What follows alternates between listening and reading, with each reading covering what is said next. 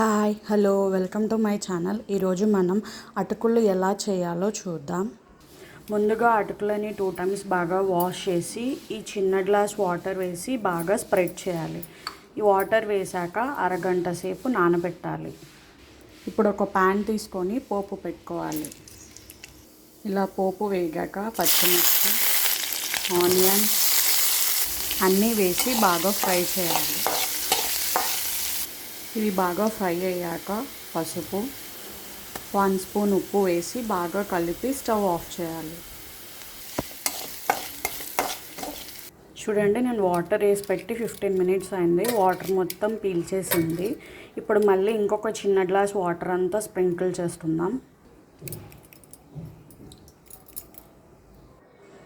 మొత్తం 2 టైమ్స్ చిన్న గ్లాస్తో వాటర్ వేసానండి. ఇలా చేసుకోవడం వల్ల అటుకులు అనేది పర్ఫెక్ట్గా నానతాయండి. ముద్ద ముద్ద అవ్వవు, పొడి పొడిగా అవ్వవు, కరెక్ట్గా ఉంటాయి. సో ఇలా ఒకసారి ట్రై చేసి చూడండి. ఫస్ట్ 15 మినిట్స్ అయిపోయింది. ఇప్పుడు నెక్స్ట్ 15 మినిట్స్ నానబెడదాం. ఇంకా చూడండి, అటుకులు బాగా నానిపోయాయి. నేను వేసిన వాటర్ మళ్ళీ పీల్చేసాయి మొత్తము. ఇప్పుడు ఇందులో 5 స్పూన్స్ నిమ్మరసం, మనం నానబెట్టుకున్న అటుకులు అన్నీ వేసి బాగా కలిపి ఒక 2 మినిట్స్ వేడి చేయాలి.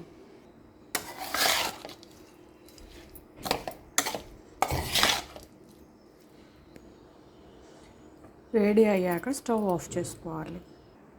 అంతే, టేస్టీ టేస్టీ అటుకులు ready. Thank you for watching. Please subscribe to my channel.